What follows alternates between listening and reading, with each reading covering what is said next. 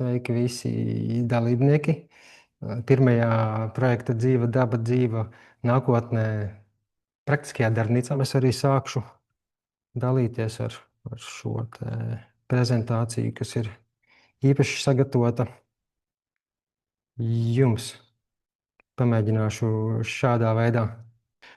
Uzspiediet lūdzu īkšķīti apakšā vai pasakiet, ka jūs redzat pirmo slaidu, lai man ir mierīgs prāts par to. Var redzēt. Super. Tad jau, jā, tad laikam viss tehniskās daļas ir ieraksts notiek, un es esmu sācis. Projekts Dzīva daba dzīva nākotne, ko rīko biedrība Dzīvā pļava, kuras logotips ir ārkārtīgi līdzīgs šim, līdz ar to es neieliku viņu turklāt, bet tikpat skaists, un arī Lauras Silenieces jūsu jau satiktās veidots. Šī ir pirmā darbnīca, tāds vispārīgāks ieskats.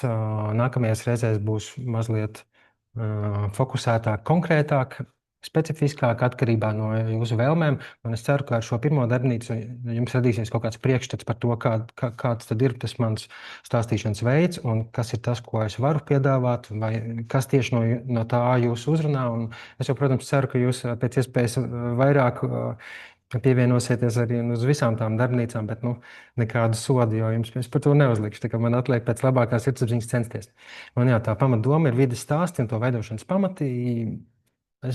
Es nevaru nepilnās 2 stundās profesionāli un pilnvērtīgi izstāstīt vispār par vides komunikāciju, kādi ir paņēmieni, visas labās prakses. Es pieļauju, ka profesionāls pat varētu tā kodolīgi, bet šai gadījumā fokus tomēr ir uz to, ko mēs, kā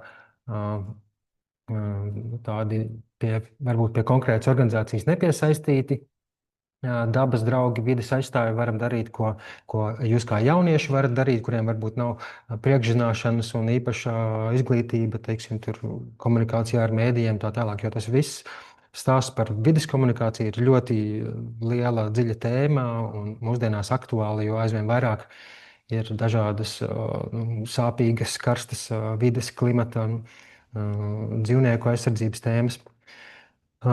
Jā, mans vārds Sandris Ādminis, Zootēka ir mans personiskais projekts, caur kuru laikam arī jūs daudzi atradāt šo projektu. Un jā, Zootēka ir tāds pilnīgi neformāls, bezpēļņas, teiksim tā, pat avantūra. Man pilnīgi nav neviens dokuments, kas apliecina, ka Zootēka ir raidījums vai kaut kas. Es vienkārši izdomāju nosaukumu un darbojos sociālos tīklos un Latvijas Universitātes radio ēterā.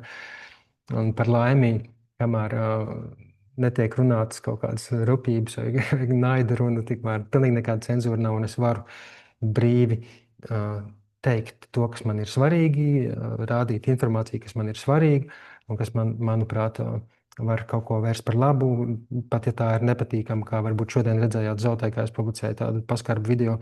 Apakšā redzamie logotipi ir atgādinājums, ka šis ir Latvijas platformas attīstības sadarbībai rīkota konkursa rezultāts, un to līdzfinansē Eiropas Savienība. Un Gear Up,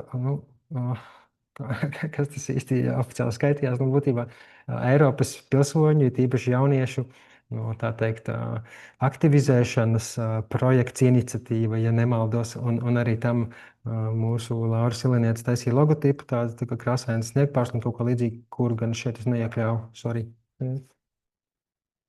Man liekas, ka mēs tajās pirmajās tikšanās reizēs, un nekur sociālos tīklos, bet e-pastos nepastāstījām, kas tad ir tas oficiālais projekta mērķis. Man liekas, tas būtu tā godīgi jums to arī zināt, ka šī projekta mērķis ir veicināt jūsu kā jauniešu kritisko izpratni, emocionālo saikni un praktisko rīcības spēju bioloģiskās daudzveidības saglabāšanā, atjaunošanā, saistot vietējās dabas izzināšanu ar globāliem vides izaicinājumiem.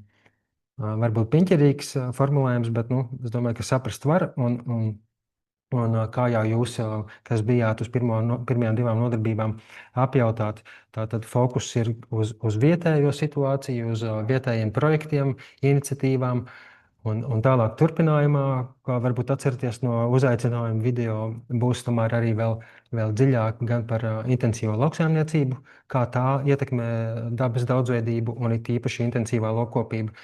Un cerams, ka mums varēs pievienoties gada sākumā, varbūt martā vai aprīlī, arī ekologs no Ukrainas, kā jau tāds pasaules pieredzes pārstāvis un cilvēks ar ilgadēju pieredzi vides, klimata, ūdeņu pieejamības un tīrības jautājumos. Tā kā mums vēl ir šis tas priekšā, ieskaitot manis paša veidota tāda populāra zinātniski informatīva prezentācija. Un es ceru, ka tas viss, šīs pieredzes stāsti, fakti jūs gan iedvesmos, gan rosinās, iedrošinās par to arī pašiem kaut kādā veidā sev patīkamā, sev vērtā veidā stāstīt, komunicēt ar cilvēkiem zem apkārt, vai vismaz apgūt prasmes. Līdz ar to būs projektā paredzēta mācīšanās caur praktisku pieredzi. Tātad jau ejot dabā, uz pļavu, pie lieliem zālēdājiem, kazām, zirgiem, gan arī praktisku pieredzi veidojot saturu stāstus, cieņpilnu miedarbību ar dzīvniekiem, ko mēs piedzīvojām Ķekavā un arī ķemeros, sabiedriskās zinātnes metodes, kas vēl ir priekšā kādā no nodarbībām. Un šoreiz fokusā stāstniecība, jeb savā ziņā storytellings, ar domu, ka mēs gribam jūs, kā jauniešus, virzīt augšup līdzdalības piramīdā, kas ir tāds drusku man vismaz agrāk nezināms koncepts, ko es tūlīt īsumā parādīšu. Par to, ka mēs gribam, lai jūs no klausītājiem, tādiem pasīviem, no malas vērotājiem kļūstat par aktīviem pārmaiņu īstenotājiem, vai vismaz kaut nedaudz pakāpjaties augstāk. Un, iespējams, ka pat Sēlga un Laura teiktu, ka nē, šo nevajag jums rādīt, ka tas ir pārāk detalizēta informācija un tā tālāk, bet man liekas, tas ir interesanti un vērtīgi. Arī jums uzmest aci, kam interesē, kas notiek projekta aizkulisēs, aiz aizkariņa.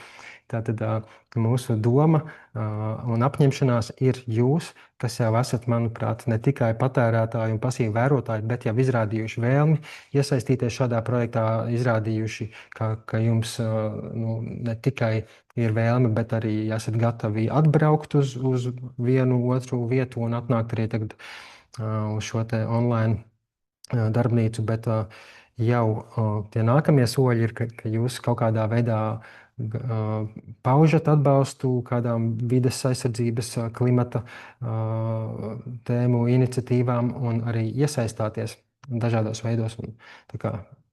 Mana cerība, mūsu cerība ir, ka jūs būsiet pakāpušies šī projekta ietveros vismaz 1-2 pakāpienus augstāk nekā jūs esat šī projekta sākumā. Tātad no netiešas vērošanas uz kritisku izpratni un uz jēgpilnu iesaistīšanos. Un mazliet par vidas aktīvismu, tā arī ir milzīgi plaša tēma, daudzveidīga. Tāda vidas aizsardzība tā nopietni pasaules kustības formātā parādās, ja nemaldos, tikai pagājušā gadsimta vidū, varbūt 60. gados, kad sāka runāt gan par izmirstošiem sugām, gan palēnām parādās piesārņojuma un vides jautājumi. Cilvēki apzinās, ka ir dažādi ražošanas un enerģijas iegūs veidi, kuri ir vairāk kaitīgi vidē nekā citi. Un rezultātā veidojās pirmās vides organizācijas.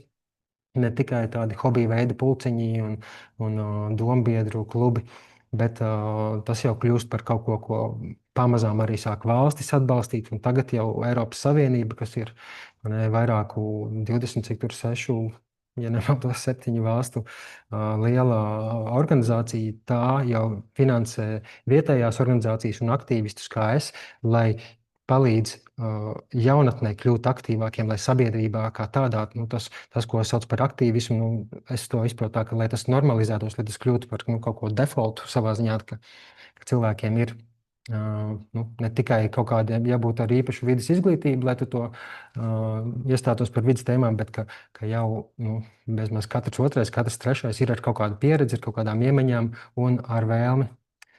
Jāielaiž draivo, ok. Un ar vēlmi kaut kā iesaistīties. Un, protams, tās izpausmes ir ļoti dažādas, sākot no milzīgām plašām kampaņām, izglītības projektiem, kas var izpausties dažādu drukātu materiālu, konkursu rīkošanā jauniešiem vai pieaugušo izglītība, visādi bukleti, rokas grāmatas par vidē draudzīgu dzīvesveidu, pasākumu rīkošanu, un tā tālāk ir aizvien vairāk mākslinieki, kas par šīm tēmām runā nepastarpinātā veidā ar radošiem paņēmieniem, caur gleznām, caur mūziku, caur literatūru. Arī aktīvisms ar zinātni aizvien vairāk saistīts. Ir svarīgi, ja mēs gribam panākt kaut kādas pārmaiņas sabiedrībā, kas ir aktīvisma mērķis, tad ir ļoti svarīgi arī, lai tas ir pamatoti, ka tas ir ne tikai mans viedoklis, bet es rīkojos balstoties zināšanās par notiekošo, balstoties kaut kādos pierādījumos, praktiskos, empiriskos datos, un es varu savu rīcību, savus uzskatus pamatot. Tāpēc zinātnē ir ļoti svarīga, un tāpēc arī mūsu projekta ietvaros ir visādi biologi klātesoši, kuriem arī jūs, vismaz daļa no jums, iespējams pievienosieties. Laikam man jāmēģina viskodolīgāk kopienas darbs. Jā, tā ir sadarbība ar vietējiem cilvēkiem dažādos formātos, gan ar biedrībām, gan skolām, gan pašvaldībām. Un sociālos tīklos tas, protams, ir mūsdienu tāds ļoti viegli pieejamais un arī drusku trikī, neviennozīmīgi vērtētais veids, kā mēs varam veicināt pārmaiņas sabiedrībā. Tā skaitā par vidas tēmām mēs varam ļoti ātri izveidot aizkustinošus stāstus. Ja es tikko nofilmēju, tur kāds zāģē, šķūrē nost mežu, kalnu vai ko, un tur ir, nezinu, melnā stārķa ligzda, un es to uzfilmēju, un es to momentā varu publicēt, pierakstot klāt, kas notiek tur un tur, vai tas ir normāli. Viens ir tas, ka, protams, par šādām lietām ir jāziņo, teiksim, atbildīgām iestādēm, tur dabas aizsardzības pārvaldei, varbūt policijai, bet ļoti daudz mēs varam un vajag arī panākt caur sociālajiem tīkliem šādus notikumus. Atainojot par tiem, rosinot cilvēku izpratni, zināšanas un diskusijas. Un, manuprāt, es ar to arī nodarbojos zootēkā. Tas ir mans, es teiktu, galvenā zootēkas izpausme sociālajos tīklos, pievērst uzmanību aktuālajām, pārsvarā dzīvnieku aizsardzības, dzīvnieku tiesību tēmām, bet aizvien vairāk arī klimata, vides aizsardzības tēmām un tā tālāk. Tie Latvijas piemēri vidas aktīvismam, es domāju, ka jums jau varētu būt zināmi par mežiem. 100 Kailcirktis, Latvijas 100-gadēja, piemēram, organizācija, kas pēdējos mēnešos ļoti aktīvi cenšas bremzēt centienus palielināt mežu izciršanu, aizvien vairāk runā par dabiskajām pļavām. Tā skaitā dzīvā pļava biedrība tomēr ir ar fokusu uz dabas daudzveidību, pļavā, uz sugu daudzveidību un arī ķemeros. Par rabiniekiem aizvien vairāk runā, jo viņi, būdami ar tik unikālu ādu, viņi elpo caur ādu, līdz ar to viņi uzņem visu piesārņojumu pirmie, kas gaisā, ūdeņos atrodas. Tāpēc aizvien vairāk viņi izzūd, un viņi arī atkarīgi no kukaiņiem, kas izzūd. Par apoteksnētājiem, protams, ir daudz runāts tīpaši par bitēm. Ne tikai, bet apoteksnētāji lielākoties ir bites, bet jā, arī savais bites. No viņiem ir atkarīgi visdažādākās pārtikas ražošana. Un, protams, lielie zālēdāji, pie kuriem bijām ciemos, par zivīm aizvien vairāk runāja, tīpaši Baltijas jūra, vai ne, kas jau ir tāda pusmirusi. Jā, šīs darbnīcas mērķis ir gan iedvesmot, parādīt kādus stāstus, un kā stāsti var aizstāvēt dabu. Jā, pavisam īsi par prasmēm audio, video, foto, tekstu veidošanā. Es pieminēšu kādas tās programmas, ar kurām es jūs varēšu iepazīstināt un ar kurām mēs kopā strādāsim.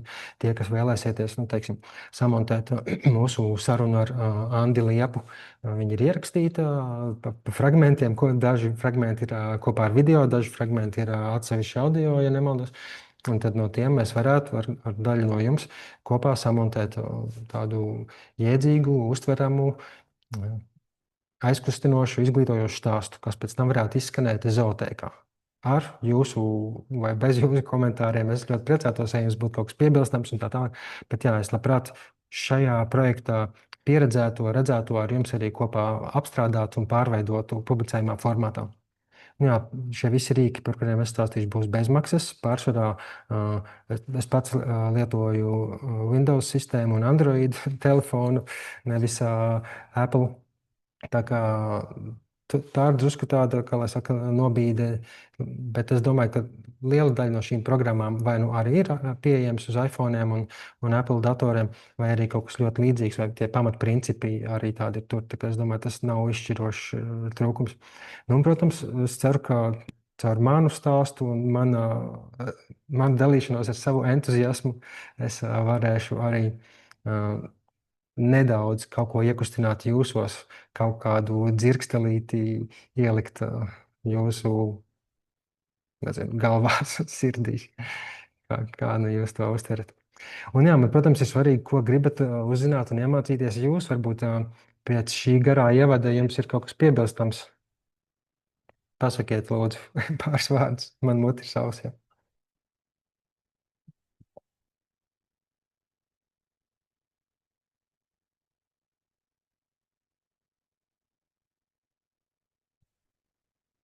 Mm. Lūdzu, kāds? Man šķiet, pagaidām viss ir saprotams. Tā kā varam Okay. turpināt. Paldies! Labi. Jā, jūs varat kādā brīdī droši arī mani pārtraukt un palūgt, lai es nezinu, kaut ko vairāk pastāstu, bet var arī pateikt, lai es kaut ko mazāk. Tagad ejam uz priekšu, piemēram.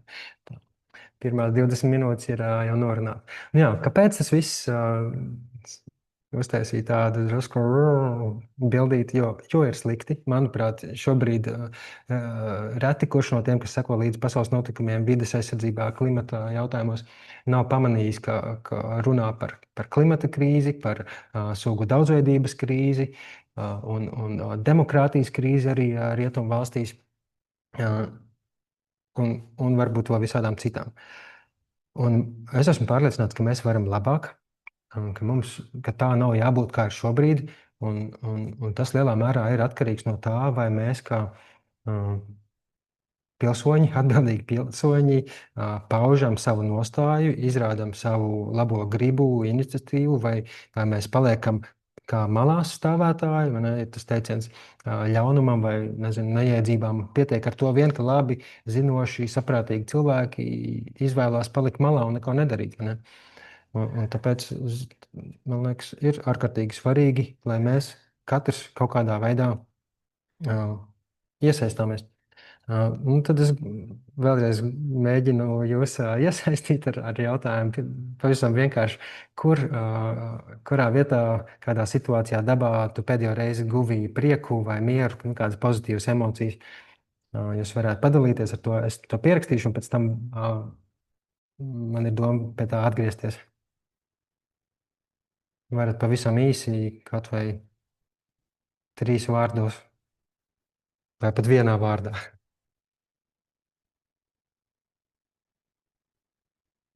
Manuprāt, katru reizi, kad es izēju ārā, es izjūtu prieku un tādu mieru. Tā kā kaut vai šodien, kad es burtiski uz kaut kādām 5 sekundēm izgāju ārā, atvēru durvis, vienkārši dzirdēju, kā zīlīte šķivina. Bet kaut kādi tādi episkāki mirkļi varbūt ir, kad ir skaists saulrietis vai kad es esmu mežā un vienkārši visur ir koki un ir skaisti un ir labi. Vai arī kalnos, tad ir pavisam. Jā. Paldies. Vēl kāds?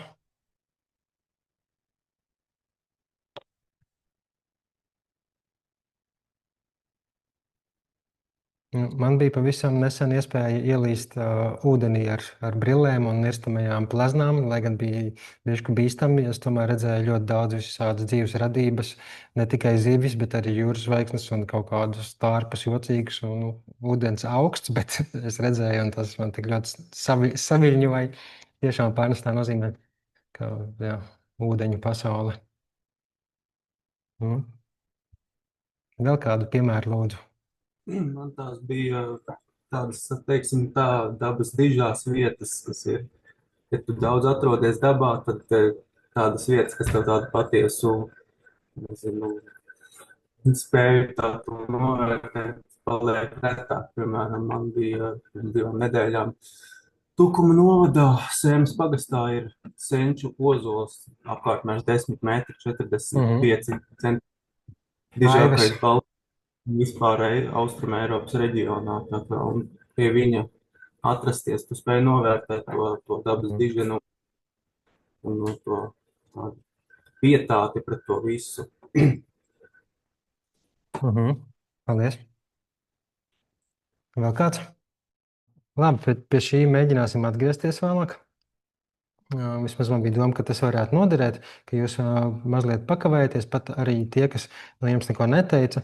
Es ceru, ka jums kaut kas ienāca prātā, kaut kāda vieta, situācija, un tas varētu vēlāk noderēt, radot idejas kādam satura stāstam. Man liekas, ka kopumā vides, dabas tēmas ir ļoti pateicīgas, jo tās uzrunā cilvēks.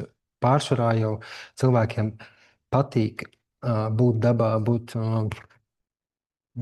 klātesošiem kaut kādai dzīvības norisei, putnu dziesmām vai kaut kādam neparastam kukaiņu novērojumam vai ziedi, kas ir gan skaisti, gan smaržīgi. Un visi dažādākie dinamiskie procesi pa vidu šiem dažādiem organismiem. Un pat ja tur nav organismi, tas varbūt ir tūkstnesis.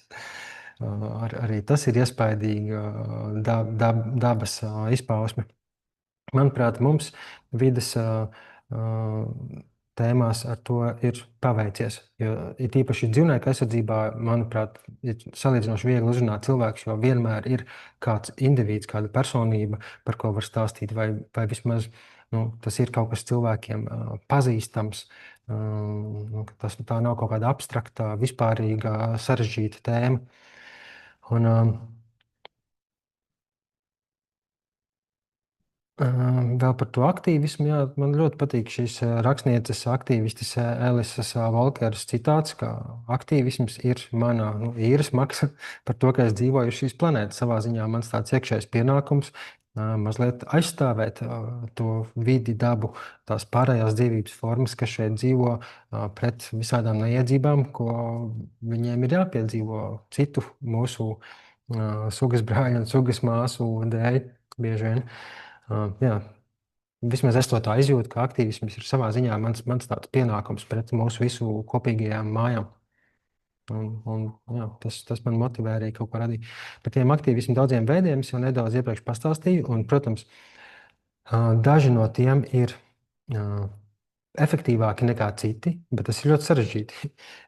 Novērtēt, izmērīt, cik liela efektivitāte ir kaut kādai sociālajai kampaņai vai kaut kādam varbūt smieklīgam TikTok vai YouTube video. Vai ne? Bet ārkārtīgi svarīgi arī, lai mēs paši kā aktīvisti, kā vides aizstāvji, kā tie, kam rūp, kas par to pauž savu nostāju, jūtamies labi, ka mēs neesam izdeguši rezultātā, ka mēs neesam depresijas nomocīti. Tāpēc, manuprāt, pats labākais ir, ja mēs atrodam šo savu izpausmes veidu tādu, kas mums pašiem patīk, kas sagādā gandarījumu un prieku. Teiksim, ja es būtu muzikālāks, man ļoti patīk mūzika, bet es nemāku spēlēt nevienu instrumentu. Ja es prastu spēlēt, es droši vien labprāt to biežāk iesaistītu kaut kādos notikumos vai pats iespēlēt kaut kādu mūziku tādiem maziem video, kā es veidoju, piemēram, par mūsu šīm tikšanās reizēm, vai, ja es zīmētu, tad es biežāk uzzīmētu kaut kādas ilustrācijas, vai tur zooteikas logo būtu pats uzzīmējis, nevis palūgt kādam. Un, protams, ir svarīgi, kas tad īsti pasaulē šobrīd ir vajadzīgs, kas ir tās tēmas, un tas ir reizēm piņķerīgi. Šai gadījumā mūsu projekta ietvaros mēs esam piekrituši tam ierosinājumam, ka viena no tur bija piedāvājumā vairākas tēmas, bet jā, mēs izvēlējāmies dabas daudzveidību, sugu daudzveidību un to, kā to mēs varam aizstāvēt kā cilvēki, it īpaši gados jauni cilvēki.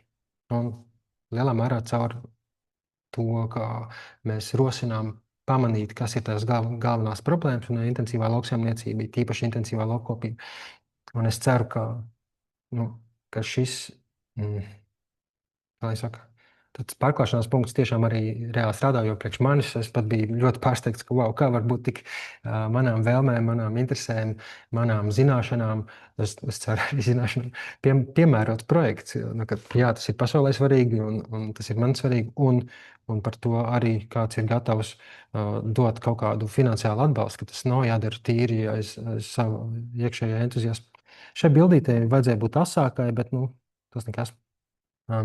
Šis bija, manuprāt, ļoti interesants piemērs par to, kā permakultūras principi, kas pamatā ir, vai vismaz sākotnēji, vislabāk pazīstams kā tādi padomi ieteikumi, kā labāk sadzīvot ar dabu, audzējot pārtiku, pārvaldot dabu. Teiksim, mums nevajag visu nošķūrēt un tur salikt pa jaunu to, ko mēs vēlamies, bet skatīties jau pēc situācijas, kas jau tur ir, kā mēs varam savas vēlmes pielāgot jau esošajam, kā dažādos veidos izmantot, piemēram, šajā gadījumā use edges, value the marginal, ka starp dažādām teiksim, dzīvotnēm, tā pārejas posma ir interesantākā vide, kur notiek kaut kāda dabas dinamika lielāka nekā tikai tur, kur ir tikai tas viens, teiksim, ezers vai tur, kur ir tikai mežs, bet tajā piekrastē bieži vien tajā robežlīnijā ir viss kaut kas interesantais. Un līdzīgi arī ar dažādām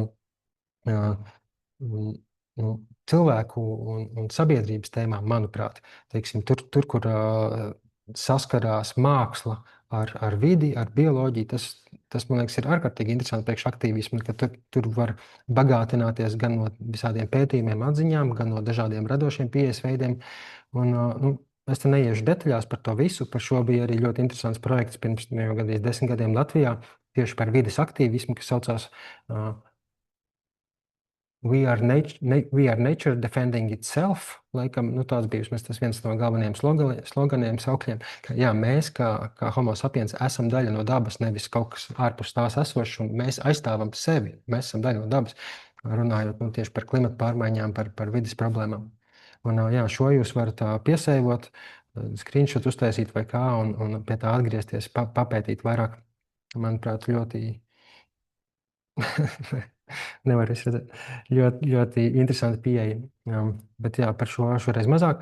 Un tad daži mani piemēri. 2012. gads, pirms 13 gadiem, es darbojos Dzīvnieku brīvībā organizācijā. Es arī biju sākotnējais biedrības vadītājs, un mēs darījām jau lietas gan saistībā ar kažokādu tēmu, gan ar dzīvnieku cirka tēmu. Un mēs vēlu vakarā uzzinājām, ka Rīgā notiks ziloņu gājiens ap cirka ēku. Likās, ka mēs pieteikt protestu vairs nevaram paspēt. Tam vajag, laikam, cik tur vismaz 10 darba dienas iepriekš iesniegumu domē iesniegt. Un mēs sapratām, labi, tas nekas, mēs darīsim kaut ko neoficiālu, nelikumīgu. Uztaisīsim šādu te plakātu, kurš ir, es aizbraucu uz mājās, es paņēmu no gultas lielo balto palagu. Tas ir mans palags, lietots. Man bija 2 vai 3 krāsas baloniņi. Es pat nezinu, no kurienes un kad. Nav tā, ka es esmu kaut kāds grafiti uz ielas zīmējis. Es pat neatceros, kāpēc man viņi bija. Un es aizbraucu ar to palagu uz riteņu centru, kur es strādāju reklāmas aģentūrā. Mums lielais sapulču zālē ekrāns ar projektoru. Un es Wordā uzrakstu šo tekstu dzīvniekiem cirks nebija izpriec. Droši vien es varēju arī ar roku to darīt, kaut kā mērot, bet tas bija tik ļoti vienkārši piekarināt to palagu uz tā lielā projektora tāfeles un pārvilkt vienkārši ar marķieru kontūrus, un pēc tam atlikt tikai izkrāsot pie paziņas. Bet mums beidzās krāsa, tāpēc apakšējais vārds ir tāds muļķīgi no 2 krāsām. Un, protams, tur tā pašā plakāta centrā tā dolāra zīmīte ir skaidrs mājiens, ka tas tomēr ir bizness, ka no dzīvniekiem nekāda labuma no tā nav. Un arī, protams, es uzskatu, ka sabiedrībai no tā nav nekāda nopietna labuma. Un mēs to uzkarinājām, pat mēs, bet vēl 2 citi čaļi, kad tur bija iesaistīti kaut kādi 4 cilvēki. Viņi uzkarināja agri no rīta Vērmanas dārzā Žoga, tur, kur gāja garām tas cirks ar tiem cilvēkiem. Un kas notika? Jānis Žilde apakšā rakstīts žurnālists, kādreiz arī mūziķis, varbūt arī tagad to nobildēja, TVNet žurnālists. Un ielika tajā rakstā kā pašu pirmo bildi. Līdz ar to TVNetā 12. gadā kādu brīdi pat ziņu portāla sākuma lapā ragojās šis teātris ar to neveiklo, bet tomēr tādu savā ziņā dusmīgo protesta mesiģu, kas bija uz manu palagu uzkrāsots. Un jā, apakšā uzrakstīti, nevar visu saskatīt. Man pat arī tagad priekšā tur ir kaut kas te uzbrauca. Jā, nebaidies mēģināt ar domu, ka tas nekas, ka nesanāk perfekti, ir svarīgi darīt un pacensties un izmēģināt roku. Un tad redzēs, varbūt tev paveicās pilnīgi kaut kas neparedzēts noteikti, kā piemēram, žurnālists nobildē un ieliek. Es absolūti negaidīju kaut ko tādu. Vēl viens neparasts piemērs bija, šis ir audio ieraksts no Mixcloud, tādas jau nepopulāras lapas, līdzīgi kā SoundCloud vai drusku kā Spotify. kurā podkāsts skanēja. Es viņu vairs nelietoju, bet tur man ir zoologa Viļņas Kojas tāds īsts telefona sarunas komentārs, 12 minūtes garš. 8 gadus atpakaļ notika tāds paliels skandāls, ka tika publicēta bilde, kur kāda sieviete, medniece, pozēja pie tikko nomedītas lūšu mātes ķermeņa. Un bija stāsts klāt, ka bija ielenkti meža apgabalā lūsēni ar visiem lūsēniem, un lūsēni tika nošauti, mazie laikam pat aizbēga vai kā. Un katrā ziņā tas sacēla diezgan lielu ažiotāžu. Un man likās, ka Vilnis Skuja, biologs, kas tolaik bija aktīvāks nekā tagad, viņš gan radio raidījumā darbojās ar savu dzīvesbiedrienu Anitu Tomu. Ieklapoju varbūt mikrofonā tieši. Katrā ziņā tajā telefona sarunā, kas bija sliktas kvalitātes saruna, un es tur stostījos, un man bija ļoti, teiksim, tā kautrīga balss. Tas gala rezultāts, es to samontēju, tas sasniedza 10 reizes vairāk klausītājus nekā jebkurš mans cits iepriekšējais ieraksts. Un, jā, tas nebija perfekti, tā bija slikta skaņas kvalitāte, tas nebija studijā ierakstīts, tas nebija ar diktofonu ierakstīts. Un tas bija drusku sasteigti, un es pats absolūti neuzskatu, ka devu labu sniegumu. Bet jā, rezultāts bija tāds, ka man liekas, ka reti kurš tagad no maniem zooteikas ierakstiem ir ar tik daudz, ar 3000 klausījumiem. Jā, šī ir bildīte no viena cita projekta par radošo rakstīšanu, ja nemaldos.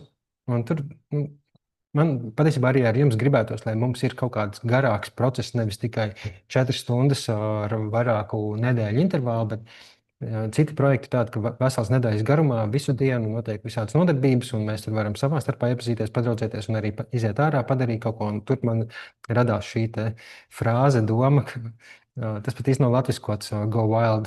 Tas ir tā kā no vienas puses kļūsti mežonīgs, ļaujies savai mežonīgajai dabai, bet no otras puses arī dodies dabā.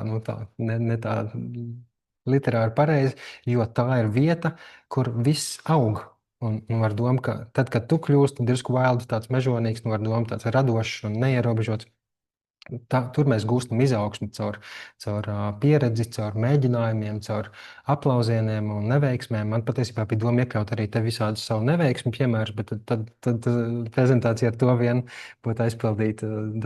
Visādi komiski gadījumi ir bijuši, varbūt citreiz. Un jā, arī tāda bišķi jau klišejiskā frāze par to, ka mums nevajag ļaut perfekcionismam, vēlmei, lai viss ir ideāli, kļūt par ienaidnieku vai šķērsli tam, ka vispār mēs kaut ko panākam, ka vispār mēs kaut ko izdarām. Šim teicienam ir visādas variācijas, piemēram, neļauj būt perfektajam vai mūsu idejai par perfekto kļūt par ienaidnieku tam, kas ir pietiekami labs, good enough. Tam pat nav jābūt good vai great. Labāk, lai kaut kas ir nevis, man nesanāca perfekti, līdz ar to vispār nebūs nekas.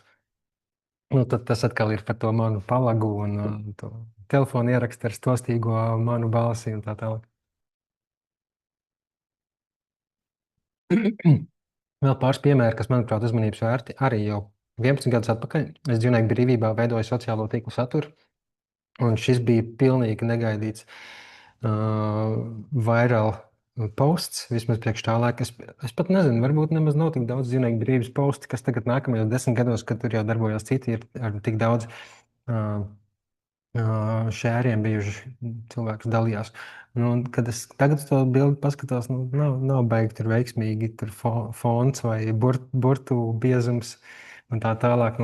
Tā nav perfekta bilde, bet tas stāsts, kas tajā ir iekļauts, savā ziņā, tas ir īsa frāzīte no eža perspektīvas aicinājums. Kāds varētu teikt, tas ir bērnišķīgi vai kā, bet tas pauž dziļāku domu, nopietnu domu, kas cilvēkus aizskar līdz dziļumiem. Un es ceru, ka cilvēki ne tikai dalījās, bet arī aizdomājās, pirms viņi kaut ko dedzināja.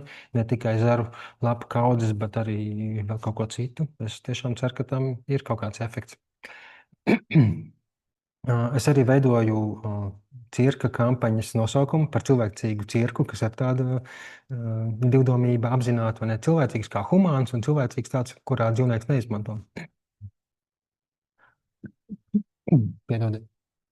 Jā, un šis plakāts, tas neesmu es, nepazīstu to čali. Man liekas ļoti tāds tā kā naglai uz galvas arī tu sēdētu. Ja tev kāds nāktu klāt ar tādu rīku, kā te apakšā redzēts, tāds tā kā spieķis, kur galā ir tas huk, tāds ziloņu āķis, ar ko vienā galā ir spicēs, un otrs ir tāds, ar ko var paraut.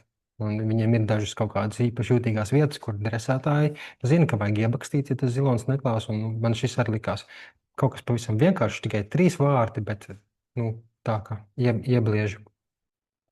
Vēl viens piemērs no sākotnējā dzīvnieku brīvības labs, pēc tam zootehnikums, kas bija zootēkas sākotnējā inkarnācija. Pēc tam es nolēmu, tas pārāk kaut kā ironiski, tas ir kaut kas konkrēts zootehnikums, ja jūs gribat to pameklēt.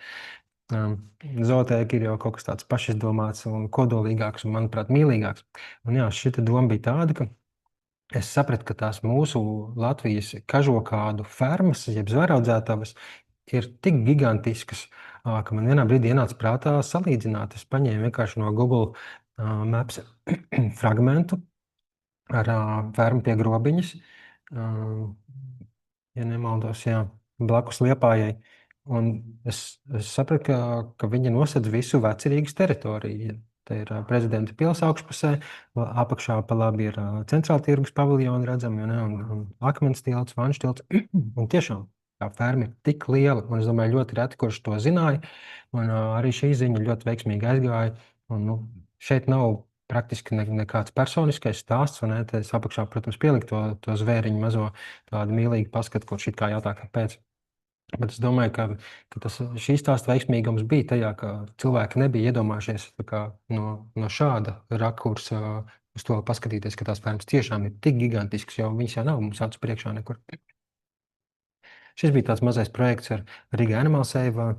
Pirms jau kādiem 5 gadiem mēs jau nekādu laiku neko neesam rīkojuši, bet tad, kad Covid lockdowns bija, mēs nospriedām, ka vajag izveidot kaut ko tādu attālināti, ka katrs nobildējās ar mazu plakātu, kur ir viens vārds uzrakstīts virsū. Un kad to visu saliek kopā, jā, mēs saprotam, mēs nevaram šobrīd būt kopā, bet mēs katrs savās mājās, savā vietā, vai savā mazajā pilsētiņā vai ciematā kaut ko varam darīt.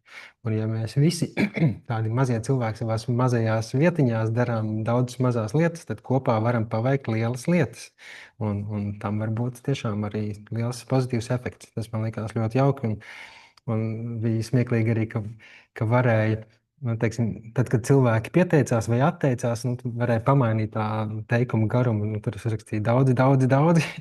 Vai man rokās ir komandas, piemēram, vai tur tās 2 meitenes, kas tur cilvēki, viņas tajā laikā bija kopā, tā kā viņas tur vienu vārdu, visādas tādi tā kā inside joke vai kaut kas tāds, kas, manuprāt, ļoti palīdzēja arī to mūsu kopienas grupiņas sajūtu stiprināt. Tā kā arī kaut kas tāds, nespējot iziet ārā un nerunājot par pavisam konkrētu tēmu, mēs par community runājam, par vajadzību sadarboties. Jā, šī bilde sākotnēji bija šiem stāstiem sākumā, es viņu pēc tam pārbaudīju uz priekšu, tāpēc tie ir tas mana pieredze un vingrinājumi. Šis bija klimata gājiena atklāšanas pasākumā, kur es sagatavoju nelielu runu par to, kā tad vides tēmas ir saistīts ar mūsu patēriņa paradumiem un, protams, klimats, par ko aizvien bēdīgākas lietas mēs dzirdam no visādiem pētniekiem, un ka īsti neizdosies noturēt to vidējo temperatūru zem tā sliktā 1,5, un tagad jau laikam pat ir vēl sliktāk. Bet tas uztaisīja tādu uķi-puķi cute saldējumu, kur zemeslode kūst. Bet tās zemeslodes otrā pusē uztaisīja tādu skarbo variantu, kad viņi nevis vienkārši kūst, un ka tas ir kaut kas garšīgs, kas no tā kūst, bet tās ir būtībā asinis. Un, mana doma, mans arguments, galvenais manai runai un lielā mērā arī šajā projektā ir, ka intensīvā lopkopība ar milzīgajām fermām, kurām ir vajadzīgi gigantiski lopbarības apjomi, ir viens no pašiem galvenajiem sugu izušanas, savvaļas vides izušanas un klimata pārmaiņu cēloņiem. Nu, vismaz viens no tiem, ko mēs ietekmējam tiešā veidā ar savu personisko rīcību, savām personiskajām izvēlēm. Un apakšā es arī pierakstīju atsauces, ka gan Greenpeace, gan Pasaules dabas fonds, gan ANO, pārtiks lauksaimniecības organizācija un kaut kas vēl citi ir tās lielās organizācijas, kas uz to norāda, ka jā, mums vajadzētu samazināt savu gaļas pienproduktu patēriņu, un tas tiešām var ļoti palīdzēt dabai, ja mēs to varētu. Tagad tātad stāsts šai gadījumā bija tāds, ka es no vienas puses esmu atnācis ar to pūkaino vanila storiju, ne? Bet no otras puses tomēr tur ir kaut kas drusku asāks un cietāks, tā stāsta būtība. Bet to es, protams, stāstu bez pārmetumiem, bez kaut kādiem uzbraucieniem un tā tālāk. Un tas arī ir viena no atbildēm uz Elīzes iepriekš WhatsApp grupā jautāto par to, kā par to komunicēt. Par šādiem jautājumiem, jo bieži vien cilvēkiem rodās tāda dabiskā pretreakcija. Bet viens no pamat ieteikumiem ir runāt autentiski no sirds, pēc savas pieredzes, un pēc iespējas izvairīties no pārmetumiem, uzbraucieniem un tā, ka cilvēks sajutīsies vainīgi. Runa nav par tevi vai par tevi, bet par sistēmu, par to, ka mēs esam ļāvuši notikt tādām lietām, kuru rezultātā viss kaut kas slikts notiek. Nav jau tā, ka ir cilvēki, kuri apzināti grib iznīcināt dabu, bet mēs dzīvojam tādā sabiedrībā, kur sanāk lētāk vai ir pat izdevīgi darīt tādas lietas, kas nāk par ļaunu dabai. Jā, vēl viens stāsts par to, ka varbūt mums nevajadzētu nogrābt, sadedzināt un aizvest visas lapas rudeņos, ka tās ir ļoti svarīga vide dažādām mazajām būtnēm, kur pārziemot, gan kukaiņiem, gan abiniekiem, gan maziem zīdītājiem un līdz ar to arī putniem, kas pārtiek no kukaiņiem. Un, jā, man liekas, lapas ir labas. Tas drusku arī naivs sauklītis, bet jā, taisnība. Un labkritis, atkrituma laiks, jā, tas tāds vārdu spēles man patīk. Kāds to varētu saukt par dead jokiem un paniem, kas tāds nav varbūt gaumīgākais humors, bet Facebookā, kas ir mana tāds galvenais darba lauks, tur tas aiziet veiksmīgi. Un jā, par to es arī sākumā nepateicu, ka es esmu vecs, salīdzinot ar jums, man ir 39 gadi jau, un es esmu pieredzējis darboties Facebookā vairāk nekā Instagramā. Un tur man daudz vairāk izdodas rosināt sarunas, izveidot saturu, ko cilvēki dalās. Tur ir daudz vieglāk diskutēt par šīm tēmām. TikToks vispār ir briesmīgs tādā ziņā, tur ārkārtīgi īsi var kaut ko komentāros pateikt. Vai Instagramā nevar ielikt linkus, bet par šo, kā izmantot visādu atsevišķo sociālo tīklu priekšrocības un mīnusus, par to kādā no nākamajām darbnīcām. Un jā, šo bildi arī starp citu veidoja Laura Sileniece. Es viņai pastāstīju, kāda ir mana doma un kādas kustoņus radības es gribētu tajā attēlā, un viņi salika kopā, ja nemaldos. Jā, to viņi.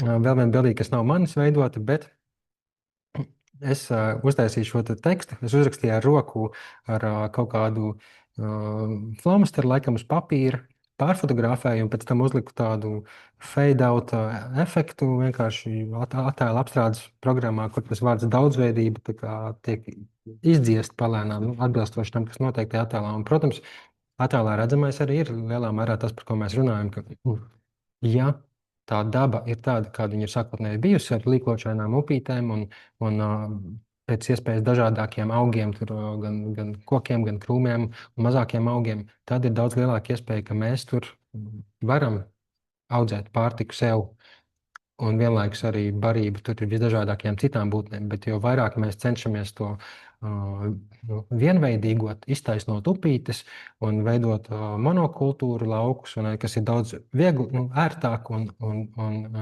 izdevīgāk uztaisīt gigantisku lauku ar kaut kādiem vieniem kultūra augiem nekā 7 mazus lauciņus, kas ir jākopja katrs atsevišķi.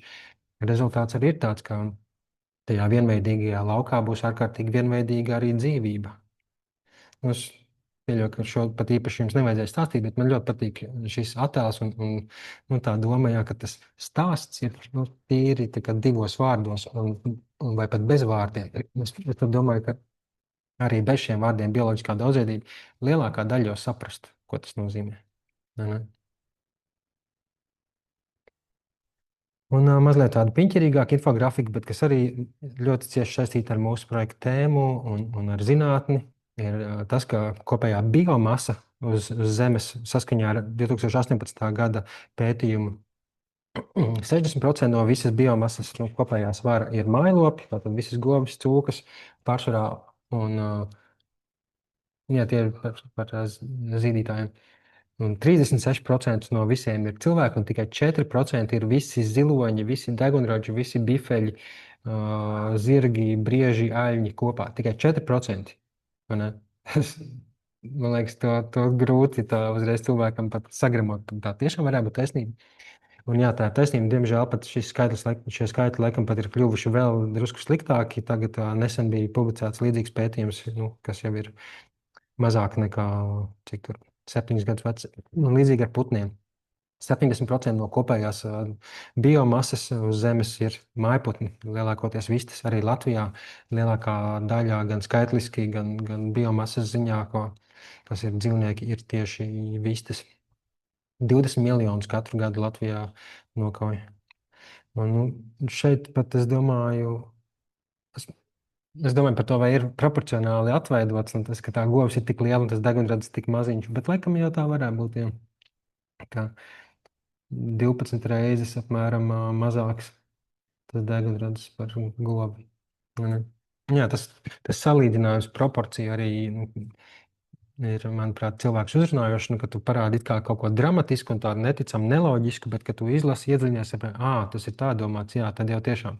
Un ir arī tāds attēls, ko es te neieliku, bet jā, tieši par tiem cāļiem, skaitliski, cik daudz viņus vistas audzē un nokauja, ka tās ir tiešām tik daudz miljardi, cik tur kaut 60, un visi pārējie kopā ir nezinu, varbūt 1 miljards visi pārējie dzīvnieki.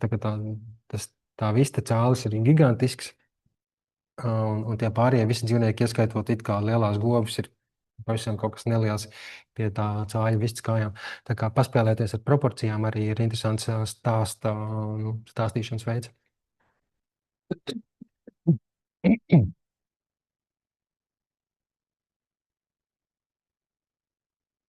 Tā.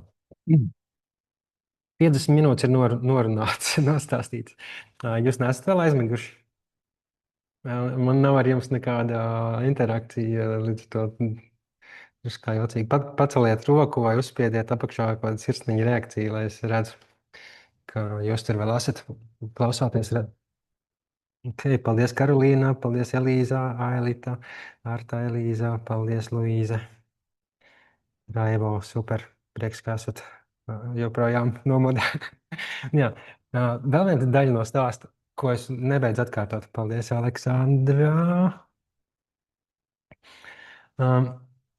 Nevajag kautrēties, špikot un pat zakt idejas, ja tas ir aktīvisms. Mēs neesam mākslinieki, mēs neesam mūziķi, kam būtu jāsatraucās par plaģiātismu. Protams, ir kaut kādas robežas, bet, teiksim, cilvēks kāds ir kaut ko interesantu izdomājis, radījis savā valodā, nezinu, angliski vai vāciski vai krieviski, man liekas, ir absolūti normāli un pat vēlami mums citiem to adaptēt savai videi piemērotāk. Piemēram, ja es dzīvotu Āfrikā vai kaut kur citur, kur nedzīvo tādi brieži, es tā briežu vietā uzzīmētu savai valstī raksturīgu dzīvnieku un ieliktu attēlu ar savai valstī raksturīgu kaut kādu vidi, kur tas ceļš šķērso cauri. Un šeit tajā attēlā es arī uzliku šo te ceļa zīmi, kas sākotnējā fotografijā nemaz nebija.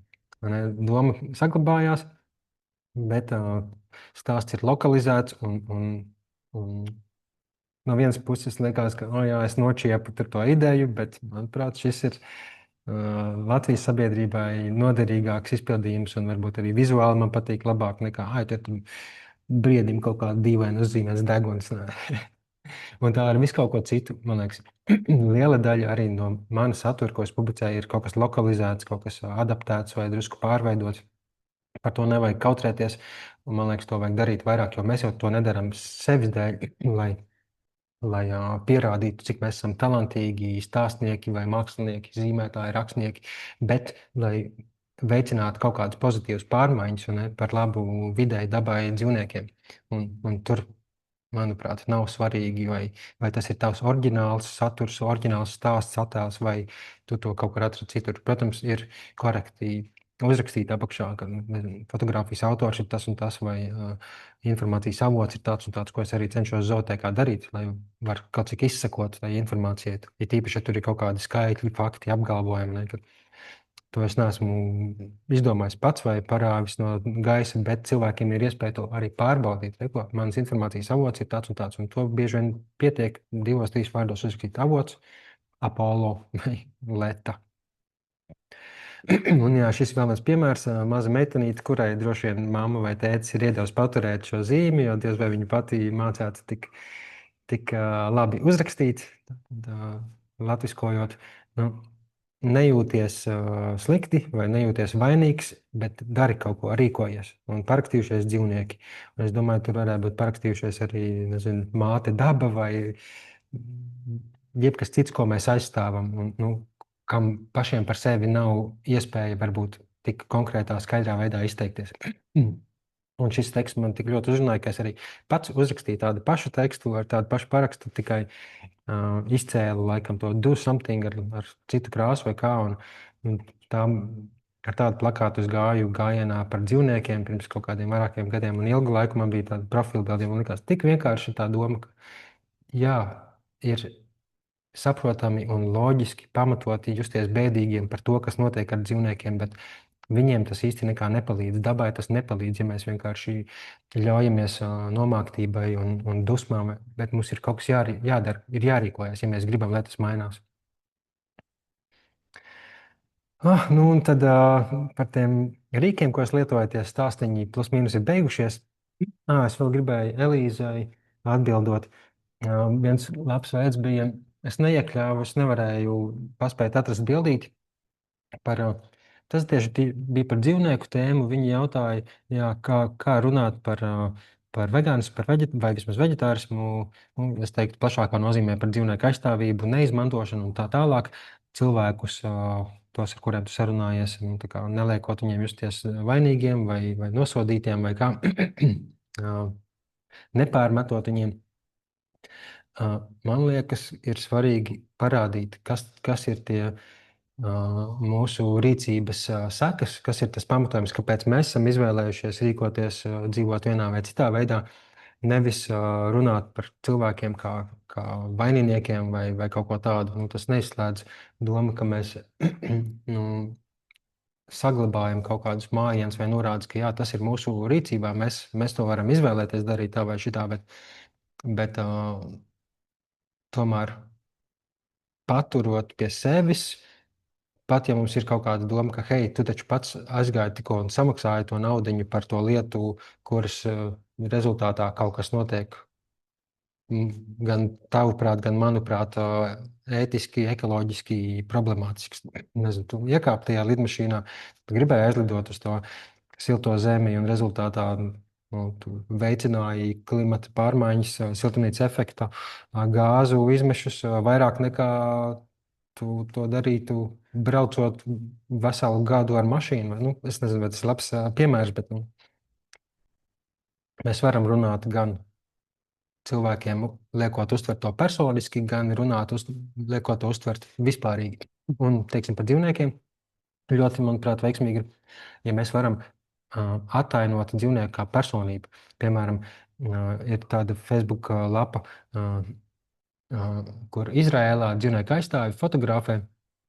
Tur kuģos atvestas govis un aitas, kuras ir atvestas no dažādām Eiropas valstīm, tā skaitā Latvijas un Lietuvas. Un es to uzzināju, sapratu, redzot, ka ausī dažām no tām govīm ir tā dzeltenā krotālija, uz kuras virsū ir numuriņš LV, un tad tas numurs turpinās.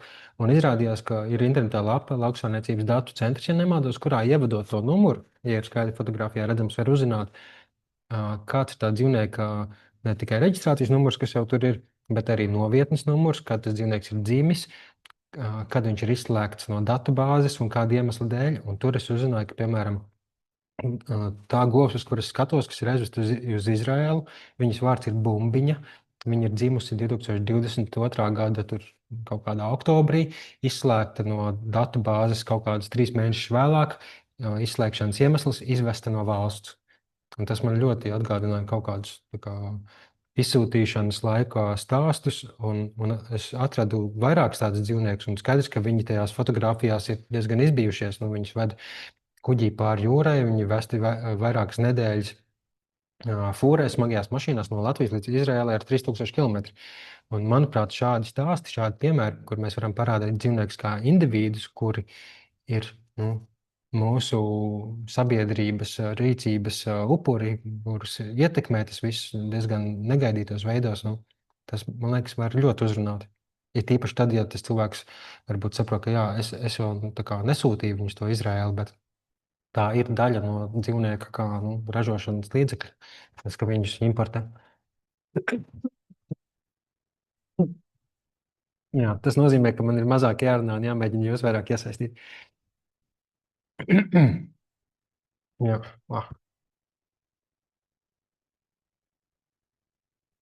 Bezmaksas rīki. Varbūt uztaisiet screenshotu, ja jūs gribat papētīt vairāk. Šie ir tie, par kuriem es gribēšu jums pastāstīt nākamajās nodarbībās. Jā, varbūt ir vēl kādi citi, ko jūs ieteiktu, varbūt ko jūs paši lietojat. Būtu vispār vajag forši arī, ja jūs paši pastāstītu, padalītos ar kaut kādu pieredzi, lietojot kaut ko citu vai šos konkrētos rīkus. Es visvairāk attēlu veidošanai lietoju Windows datorā GIMP un IrfanView, kas ir bezmaksas programmas ar diezgan daudzveidīgām funkcijām un ļoti salīdzinoši vieglas. Neaizņem daudz vietas. Un telefonā, Android telefonā ir InShot, kas ir ļoti laba programma gan attēlu, gan video apstrādē. Var likt virsū tekstus un stikerus paštaisītus. Teiksim, es uzlieku savu galvu ar rokām, izgriežot visu to, kas aizmugurē fons ir. Vai praktiski visas bildītes un video, kas ir zooteikas sociālos tīklos redzams, tās ir taisītas InShotā. Prezentācijas es taisu Canvā, tā skaitā šī, ko jūs redzat, bet jā, es nelepojos, tā ļoti primitīvi. Es vēl varēju noslīpēt, uztaisīt glītāk. Bet jā, Canva ir ļoti labs rīks, un tur aizvien vairāk ir dažādas papildus features, visādi MI tūļi, mākslīgā intelekta, ka, teiksim, tu vari, nezinu, varbūt tas ir maksas versijā. Jā, man ir maksas versija, līdz to es nemācējuši pateikt. Vai, teiksim, es varēju izveidot katram slaidam mākslīga intelekta ģenerētu fonu. Viņš nolasa, kas tur ir redzams, kādi attēli, kādi teksti, kādi vārdi. Un viņš kaut ko noskaņas ziņā līdzīgu var uzģenerēt. Protams, arī tu pats var norādīt kaut kādus atslēgvārdus, kam tur jābūt kaut kādam dabas motīvam vai vienkārši nokrāsai kaut kādam. Un aizvien vairāk rīki, it īpaši video apstrādēji, ir iebūvēti jau šajās sociālo tīklu platformās, gan Instagramam edits, gan TikTokā, laikam ir iebūvēts jau CapCut vai kaut kā tā. Katrā ziņā, cik es zinu, un par sociālo tīklu algoritmiem, sociālo tīkli tev dod kaut kādus atbalsta punktus.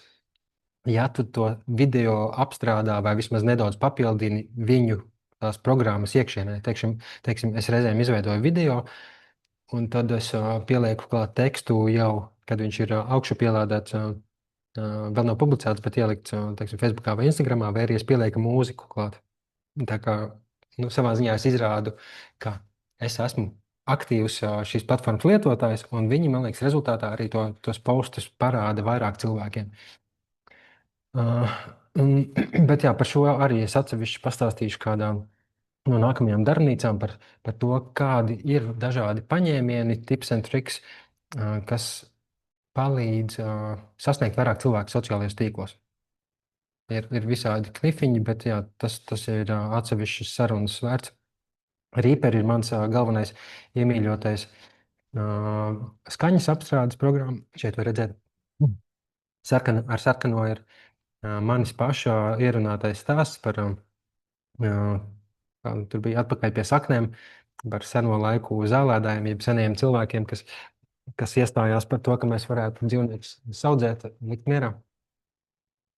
Un katrs tas fragmentiņš ir sagriezts. Es tur vai nu pa vidam ieklipojos savā personiskajā ierakstā, vai pārteicos, un tāpēc vajag izgriezt laukā visu lieko. Beigās ar lilā krāsu ir mans pievienotais outro, jeb izskaņas sakāmais, kas gandrīz vienmēr ir tāds viens un tas pats, bet es tomēr viņu katru reizi ierunāju no jauna. Un ar dzelteno krāsu ir mūzika starp tekstiem, starp runātajām daļām vai kaut kāda mikromūzika. Ja man liekas, ka šeit tomēr ir jāturpina bez garas pauzes, tur ir kaut kāda pusminūte, varbūt kaut kas skan vai kāds skaņas efekts. Piedodiet, būs atkal skaņas. Mans skaņas. Jā, tas ūdens tomēr augsts, laikam, diezgan varētu būt bija arī apaugstējās. Un apakšā pēdējais dzeltenais ir fona mūzika, ko man patīk, ka fonā ir kaut kas tāds noskaņas ziņā piemērots, vai nu kaut kas drusku tāds reflektīvs, pārdoms rosinošs, vai kaut kas tāds optimistisks, pozitīvs, vai reizēm ieliek fonā vienkārši putnu skaņas. Un jā, šo programmu es izmantoju vienmēr zootēkas visu raidījumu veidošanai, un arī bieži vien skaņas celiņu veidošanai priekš maziem video. Un to es arī jums parādīšu kādā no nākamajām reizēm. Un aiziesim arī uz radio studiju, kur mēs varēsim kvalitatīvi ierakstīt to savu sakāmo. Un jā, aizvien vairāk arī līdzīgi kā ar sociāliem, tur Facebook, Instagram, kuri priecājās par to, ka tu savu video vai attēlu apstrādā, pārveido vai pieliec klāt tekstu vai filtrus vai mūziku tajā viņu platformā. Tāpat arī ir ar Spotify. Agrāk tas bija Anchor, man liekas, ka tagad tas vairs nesaucās Anchor, ka tas ir tā kā arī podcastu veidotājiem. Tagad Spotify, man liekas, viņi ir pārpirkts. Katrā ziņā arī tur var pat taisno jau to sarunu veikt caur to Spotify lapu, un pat viņš video, ja nemaldos, ļauj uzreiz saglabāt un automātiski uzliek pat captionus, jeb subtitrus. Es pamēģināju kaut kādam savam. Jā, es laikam vienkārši paklausījos kaut kādu savu iepriekšējo zootēkas raidījumu, un pat tur automātiski bez manas jautāšanas rādās ekrānā tā kā atšifrējums. Protams, tur ir visādas kļūdas vēl, un iespējams to var rediģēt, lai kaut kādi, teiksim, personu vārdi, ko viņš nesaprot, ir precīzi vai kaut kas tam līdzīgs. Bet jā, varbūt arī uzmetīsim acis tam.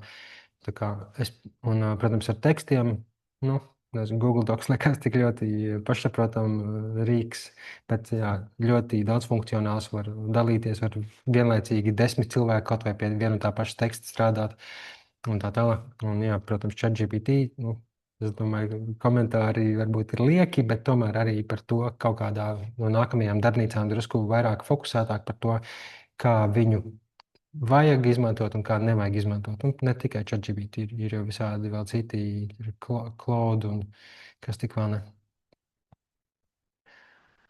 Jā, par to tad visu būs atsevišķi. Tas ir tas GIMP.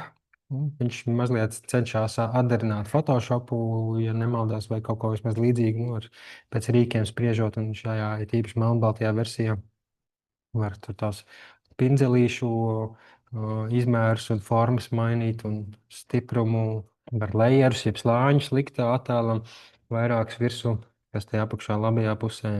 Man visādas citas funkcijas vēl, ko es pat nelietoju, visticamāk.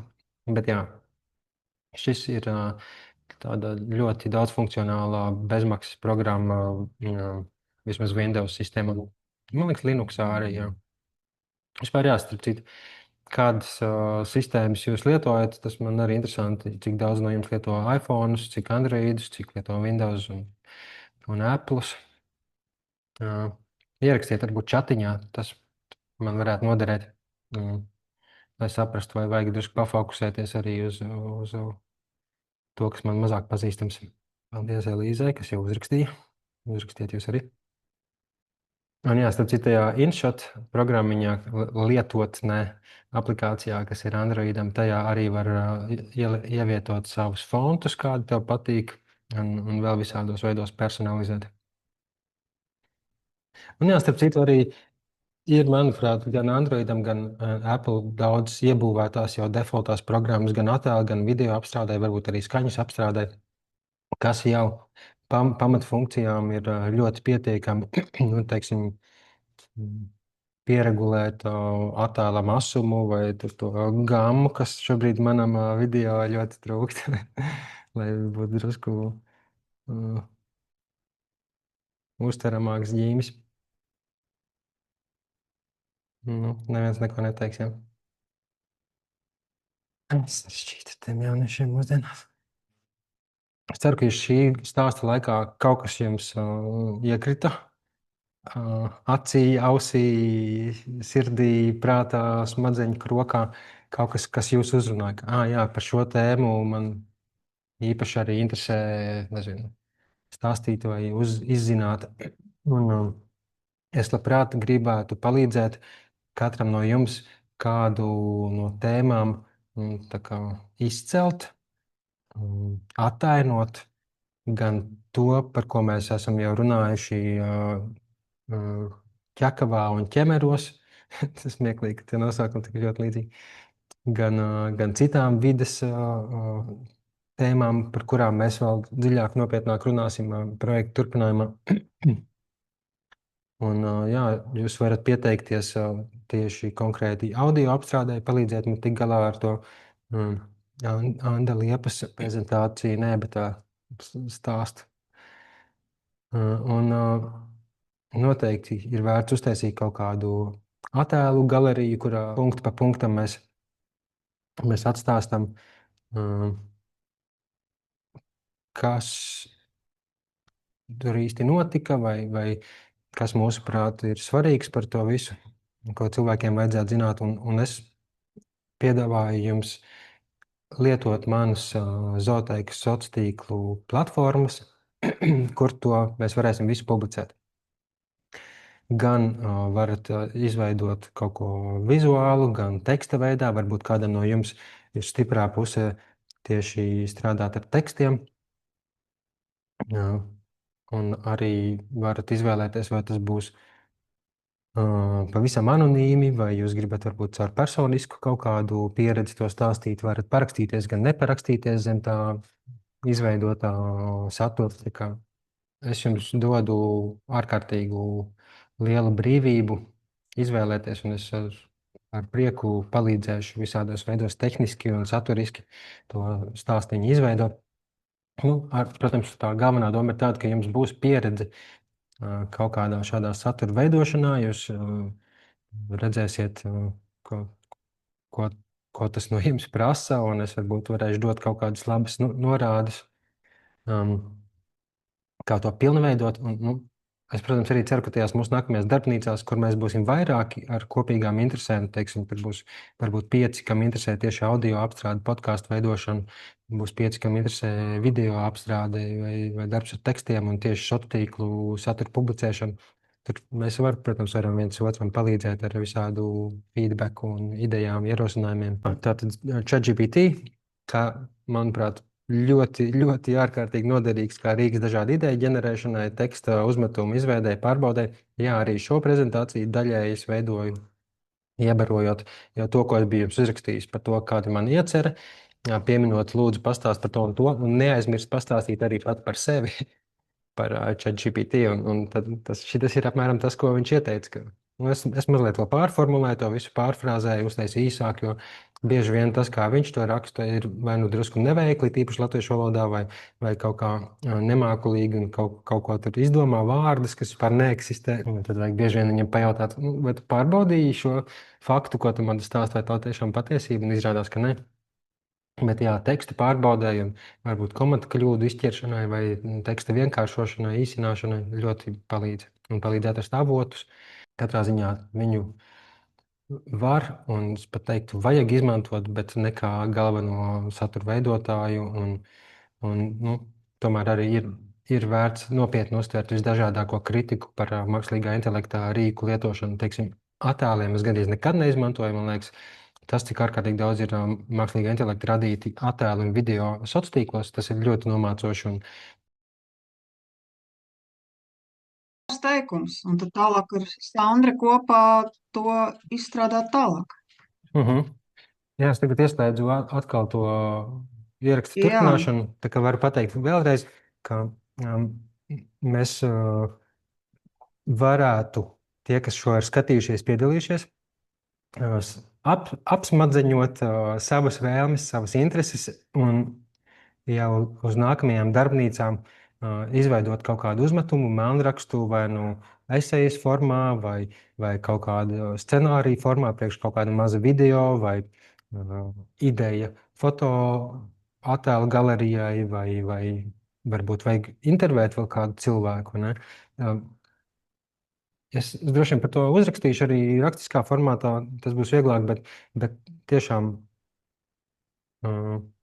tas varētu būt ļoti vērtīgs no jūsu puses tāds mazais darbiņš, padomāt, kura ir tā tēma, kurā jūs gribētu virzīties, un tad arī pie tā mēs varam kopīgi vai individuāli strādāt tālāk. Ja jūs gribētu, teiksim, varētu arī mazās grupiņās sadalīties pa 2, pa 3, vai ne? Ir īpaši, ja jums tās intereses ir sakrītošas. Un pēc tam jau tajās nākamajās darbnīcās turpat no visiem jābūt klāt, teiksim, ja negrib visi strādāt ar video vai ar to podkāstu veidošanu, tad jau nav obligāti tur jābūt klāt, bet citiem tas varētu būt noderīgi. Jā, tā kā šobrīd varbūt mēs aicinām visus padomāt, kas ir tie 2, 3 teikumi, no kuriem sākt būvēt tālāk jūsu stāstu. Vai nu literārs, vai video, vai tur nav nekādi ierobežojumi. Uzrunā pilnīgi viss. Jā. Tad es vēl aiziešu līdz galam, kas tad man te vēl bija palicis. Te ir viena no fotogrāfijām, ko ir Laura uzņēmusi ķemeros, pļavās. Starp citu, jā, es arī jums iedošu pieejams attēlus un materiālus no jau mūsu kopīgajām pieredzēm. Teiksim, vienā no bildēm tā bija varbūt Melisa, kas stāvēja ķemeru tajā tornī ar binoklu. Man liekas, tur ir labs potenciāls. Teiksim, tu varbūt atceries, ko tu tajā brīdī skatījies, ko tu domāji, vai tev pēc tam bija kaut kādas atziņas, un tā varētu būt ļoti piemērota ilustrācija kaut kādai nelielai refleksijai. Nav jābūt garai esejai, vai ne, bet varbūt kaut vai 2 rindkopas par to, kas tur bija, un tas var būt komplektā ar vēl, teiksim, 2 bildēm, kur ir kaut kādi šie zirgi vai lielās tārgovis, piemēram. Tā kā, nav jāizgudro kaut kas super ģeniāls. Jā, šitas bija tas, ko es gribēju jums parādīt, bet es domāju, tas tā samērā pašsaprotam par attēlu pārveidošanu un nelielu papildināšanu tekstu un tādā vingrinājuma nolūkiem jau tam nevajag nekam būt unikālam. Piemēram, tad, kad es biju tajā vietā, ar mani notika tāda pieredze, es sajūtos tā un šitā. Un tad mana doma bija, ka jūs arī kaut ko padalīsieties ar kaut kādām idejām, tad mēs varētu jau kopīgi arī padomāt, kā to pilnveidot, kādi vēl varētu būt veidi, kā šo pašu ideju īstenot.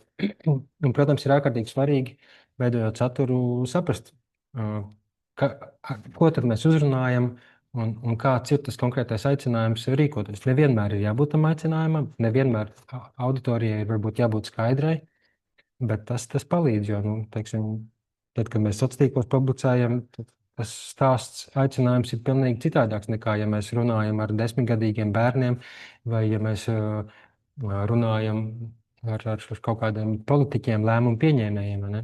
Tā kā to arī vērts paturēt prātā, bet pārsvarā tomēr fokus mums ir uz sociālo tīklu lietotājiem, kas Instagramā ir drusku jaunāki nekā Facebookā, un kas jau ir zooteikas sekotāji līdz ar to. Cilvēki, kam jau ir interese un kam jau rūp vide, dzīvnieki, daba.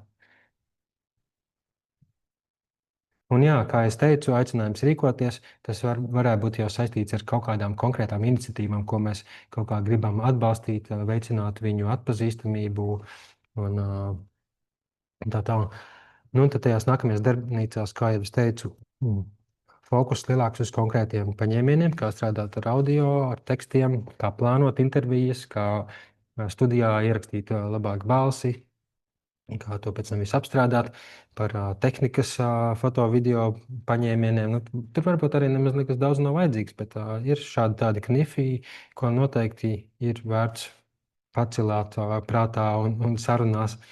Un tur es varētu arī Lauru pieaicināt palīgā, kurai ir laba pieredze ar bildēšanu un visādām tehniskām ierīcēm. Un jā, par sociālo tīklu satura plānošanu tas arī atsevišķi tās būs. Ar fokusu uz Facebook, Instagram, bet es arī mēģinu tikt kā un blūzkai kaut ko padarīt. Un būtu baigi forši, ja kādam no jums ir vairāk pieredzes, arī iesaistīties. Par resursiem es aizsūtīšu arī jums ne tikai bildes no mūsu tikšanās reizēm, bet arī ieteikšu lēnām jau iepazīt dažas šitās sabiedriskās zinātnes aplikācijas. Marlina, kas ir putnu identifikācijai, iNaturalist ir putnu pēc balsīm, iNaturalist ir pēc fotoattēliem. Var atpazīt visādas sugas un aizsūtīšu jums arī linkus uz minētajām programmām, lai jūs varat jau pamēģināt un uzstādīt, pirms mēs sākam nākamās nodarbības. Un jā, ja jūs būtu gatavi publicēt, es esmu ar mieru kaut vai bezmaz katru nedēļu kaut kādu projekta dalībnieku veidot saturu, publicēt, un tam nav jābūt ar jūsu vārdu apakšā, nekādu parakstu, un tad jūs arī redzētu, cik liela atsaucība ir no cilvēkiem, kā to cilvēku komentē, un es domāju, tas noteikti gan nostiprinās jūsu iemaņas, gan veidos pārliecību, ka jūs spējat, ka jūs varat par to runāt veidos, kas izraisa kaut kādu interesi un atbalstu un cilvēku prieku un tā tālāk. Jā, šito tad arī es vēl pieminēšu papildus kaut kādā Google dokumentā, droši vien tādas lietas, kas ir jau specifiskāk, ko var apgūt. Bet jā, pastāstiet tagad vēl noslēgumā varbūt, kas jums īpaši likās no manis stāstītā interesanti un ko jūs pat tiešām gribētu turpmākajās nodarbībās vairāk, uz kuru, teiksim, jūs visvairāk gribētu pievienoties. Protams, es priecātos, ja uz visām ierastos. Pastāstiet mazliet, kādas jums pārdomas, tie, kas vēl nav aizmiguši, vai vismaz uzspiediet kaut kādu reakciju.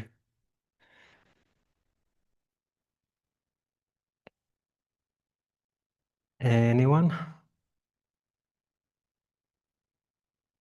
Nē. Redzu dažas sirsniņas. Vēl kaut kādas emoji.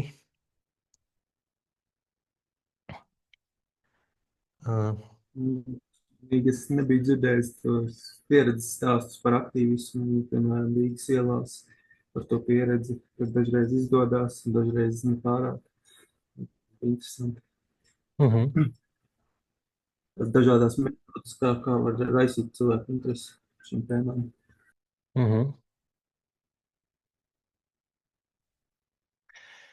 Jā, es varētu arī pat kādu atsevišķu vēl šādu tikšanos netik garu, tad, teiksim, maksimums stundu, bet pastāstīt, jā, detalizētāk par tām savām aktīvismu pieredzēm, par visādiem tiem failiem, dīvainām neveiksmēm vai arī veiksmēm. Daudz kas no tā ir tiešām pārdomu vērts, tīpaši, ja jums ir vēlme iesaistīties kaut kādās organizāciju darbībā, biedrībās un pašiem kaut ko virzīt. Es domāju, padalīties ar tādiem stāstiem, pieredzēm var ļoti palīdzēt, iedvesmot un tā tālāk. Anyone else? Jā, man ļoti patika tā ideja, ka tā kā varbūt, ka kaut ko grib izdarīt, tas varbūt neobligāti sanāks perfekti, bet galvenais ir tā kā, ka tu vispār to izdarīji, pat ja tev, tā kā nedaudz labi sanāca. Un, jā, tās idejas man īsti nav.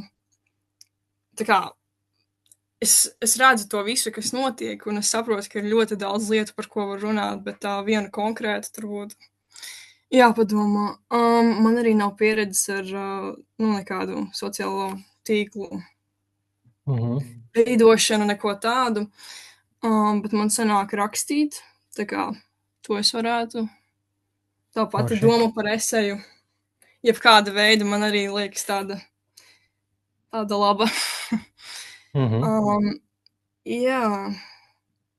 Jā, tie pieredzes stāsti arī tādi interesanti un ļoti gribās arī kaut kur iesaistīties, tikai es pagaidām vēl īsti nezinu, kur, un tā kā, uz konkrētās vietas un tā, bet es tā kā meklēju un skatos, ko es varētu darīt. Jā, un šis viss bija ļoti interesanti. Paldies! Es noteikti pievienošos nākamajiem zūmiem un jā, paldies! Forši, paldies! Jā, par tiem tekstiem tur ir milzīgi plašs iespējas. Teksts pašlaik vēl ir diezgan populārs veids, kā komunicēt. Un teksts jau tam nav obligāti jābūt tikai rakstītam, vai ne? Ir arī tas, kas tiek pateikts video vai podkāstā, sākotnēji tam ir jābūt izdomātam. Ja tā nav pilnīga improvizācija, kas notiek diezgan reti, tur ir jābūt diezgan talantīgam, lai tu spētu improvizēt, pateikt kaut ko ļoti vērtīgu un svarīgu.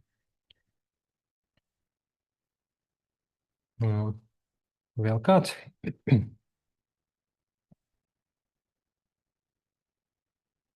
Es vēl nolasīšu Elīzes komentārā. WhatsApp grupā bija arī tāds jautājums. Vēl varētu parunāt par kaut cik pozitīvu domāšanu, jo ir ļoti, ļoti daudz negatīvā pasaulē, un nevienmēr to var tik ātri izmainīt. Kā šādos brīžos nezaudēt prātu pavisam? Un, jā, tas ir super aktuāls jautājums gan vides, gan dzīvnieku aizstāvības jomās un aktīvistiem. Un aizvien vairāk, manuprāt, ir vajadzība pēc organizāciju psihologa, kurā katrā organizācijā, biedrībā ir kāds cilvēks, kas orientējās psiholoģijas tēmās un pamana, kā kāds no biedriem tuvojās izdegšanai, jo vienkārši ir grūti darīt lietas, ja pasaule ir savā ziņā pret to, ko mēs darām, vai ir tik milzīga ignorance, vienaldzība par to, par ko mēs runājam. Ne? Bieži vien, teiksim, par dzīvnieku aizstāvību runājot, ir ļoti daudz dusmīgi cilvēki, kas saka, ka nē, vispār tāda ideja, ka mēs varētu samazināt dzīvnieku patēriņu un milzīgos lielfermu apgriezienus, ka tas viņus jau sadusmo pamatos, un līdz to tas ir ļoti tipiski tādi negatīvie komentāri un rupji komentāri un tā tālāk. Un jā, nav unikāls vienas atbildes. Protams, viens labais veids, vienkāršais ir iet ārā dabā vai pabūt kopā ar sev tuviem cilvēkiem, ar draugiem, ar dzīvniekiem, aizbraukt uz saudzētavu, pie kazām, zirgiem, ko jūs jau esat piedzīvojuši. Un jā, es domāju, mēs varētu arī tagad ziemā aizbraukt, kas būtu drusku citādāk, bet arī iespēja tomēr viņus satikt. Un manuprāt, viņus satikt ir forši jebkurā gada laikā, jebkādos apstākļos. To arī ļoti iesaku tādiem dzīvnieku aizstāvjiem. Aizbrauc biežāk ciemos, paskatīties acīs tiem dzīvniekiem, par kuriem tu domā, kurus tu aizstāv. Un, protams, arī dzīvnieku patversmē padarīt visādas praktiskās lietas ļoti palīdz to nomāktību pastumt mazliet malā. Un jā, es domāju, arī zooteikā es cenšos tomēr publicēt drusku vairāk par pusi satura, kas ir pozitīvs, iepriecinošs, uzmundrinošs, visādas labās ziņas, labie stāsti. Lai gan, diemžēl, ir milzīgi daudz arī bēdīgo, satraucošo stāstu, par kuriem man liekas, ka nevar nestāstīt. Viņiem ir jābūt publicētiem. Bet jā, tādā ziņā es ceru, ka zootēka tomēr veicina kopumā pozitīvu tādu optimistisku pieeju, ka mēs varam virzīties uz labo. Mēs pamanām, ka tajā valstī notika tas, ka tajā valstī, Latvijā jau tik un tik gadus vairs nenotiek, nezinu, tur savvaļas dzīvnieku izmantošana cirkā vai visādi tādi mazie piemēri. Pamanīt to pozitīvo, tas ir super svarīgi. Varbūt vēl kāds gribēja kaut ko pateikt, tomēr pēdējās minūtēs. Man arī beidzās ūdens, nāksies klepot lietu nonstopā.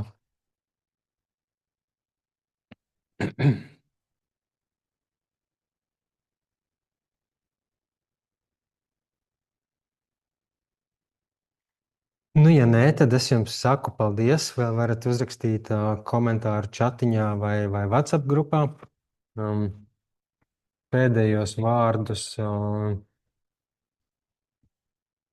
Laikam nekādus varat papildus neteikšu. Paldies, ka izturējāt. Tomēr šīs 2 stundas manā drusku haotiskajā un klepīgajā Zoom saraustītajā stāstījumā, bet es tiešām ceru, ka bija interesanti un vērtīgi un padodiet ziņu, ja jums kaut kas iekrita acī, ausī, smadzenē, sirdī no tā, ko es teicu, un varbūt tas man palīdzēs izveidot foršākas, interesantākas nākamās šīs te darbnīcas. Jā. Jo es un mēs gribam tomēr dot arī jums diezgan lielu teikšanu, ka nav tā, ka tikai mēs izvēlamies, par ko un kā stāstīt, bet kamēr tas ir tās galvenās idejas ietvaros, mēs varam visādos veidos pielāgot un darīt tā, kā jums ir interesanti, kā jūs jutīsieties vairāk iedrošināti, iesaistīties un tā tālāk. Jo mēs paši esam arī lielā mērā iesācēji. Man, piemēram, šis ir tāds pirmais lielais nopietnais projekts, un es tādus workshopus darbnīcas arī nebiju rīkojis, līdz ar to, kā iekustināt tos jauniešus. Ja, tīpaši, ja jūs savā starpā esat maz pazīstami, tas ir sarežģīti, bet kas cits atliek? Tas jācenšas, jāmēģina. Un, jā. Perfekts nebija, bet good enough. Labi, paldies, ka skatījāties un uz saziņu WhatsAppā. Paldies, tā.